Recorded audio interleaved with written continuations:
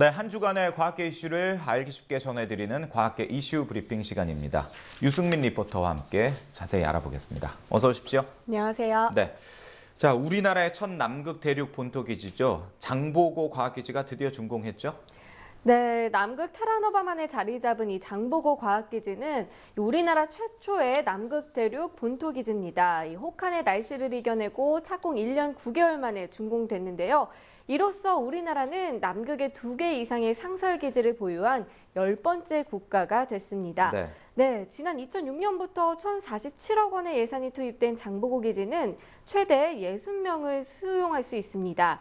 영하 40도의 기온과 초속 65m의 강풍에도 견딜 수 있게 항공기에 적용되는 유체 역학적 디자인이 설계에 반영됐습니다. 또 태양광과 풍력 에너지, 발전기 폐열을 보조 에너지원으로 활용해 화석연료 절감형 친환경 에너지로 지어졌습니다. 남극 장보고 과학기지가 건설되면서 우리나라는 세계 각국의 각축전이 벌어지고 있는 남극 대륙 진출을 위한 전초기지를 마련하게 됐는데요. 오는 2048년 이후 남극에서의 영유권 쟁탈전과 자원개발 경쟁에서도 이 선진국들과 어깨를 나란히 하게 됐습니다. 네. 장보고 기지의 활약을 기대하겠습니다. 네. 자, 황우석 전 서울대 교수가 이 서울대 수의대에 재직하던 시절에 만든 이 인간 배아줄기 세포가 미국에서 특허를 받게 됐다는 소식이 전해졌죠.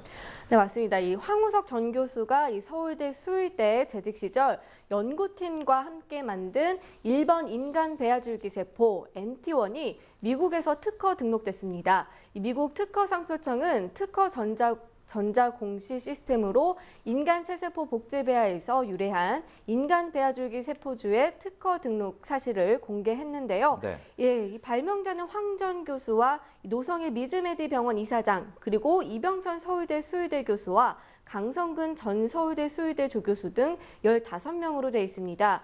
이 특허의 주요 내용은 NT1 줄기세포주에 대한 물질 특허와 그 제조 방법에 대한 방법 특허 등 2가지입니다. 이로써 NT1 줄기세포주는 미국과 캐나다에서 체세포 복제 방식의 배아줄기 세포 제조와 관련한 이 물질 특허와 방법 특허가 각각 등록됐습니다. 네. 자, 다음 소식도 알아볼까요? 네. 이 찢어진 혈관이나 피부를 30초 만에 붙일 수 있는 의료용 접착제를 이 재미 한인 과학자가 참여한 연구팀이 개발했다고요? 네, 미 하버드대학 연구팀이 만든 이 의료용 풀인데요. 네, 액체로 이루어진 접착제가 빛을 쬐이면 고체로 굳으면서 상처 부위를 움켜쥐는 원리입니다. 이 연구팀은 실험용주의 상처에 인위적으로 이 상처를 만든 뒤 접착제를 발라 30초간 빛을 쬐었습니다. 그랬더니 상처 부위가 거짓말같이 봉합됐습니다. 이 물질은 이 심장박동에도 떨어지지 않고 몸속에서 점차 흡수돼 실밥을 제거할 필요도 없는데요.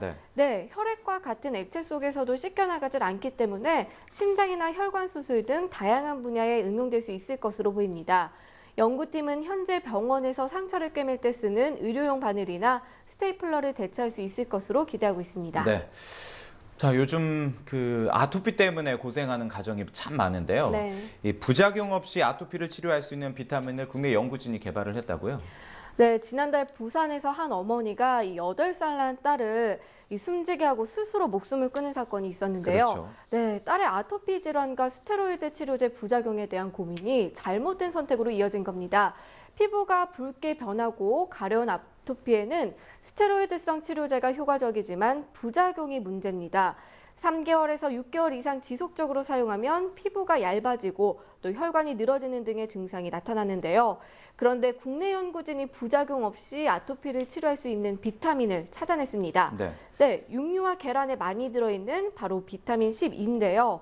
연구팀은 어린이 아토피 환자 22명에게 2달 동안 비타민 B12를 하루 2번씩 바르도록 했더니 한 달 만에 아토피 증상이 36%나 줄어들었고 또 2달 뒤에는 70%나 사라졌습니다. 네, 비타민 B12는 피부에 바르면 따끔한 비타민 C와 달리 자극이 없습니다. 따라서 실온에서 산화되는 성질만 보완하면 부작용 없는 아토피 치료제 개발도 가능할 것으로 보입니다. 예.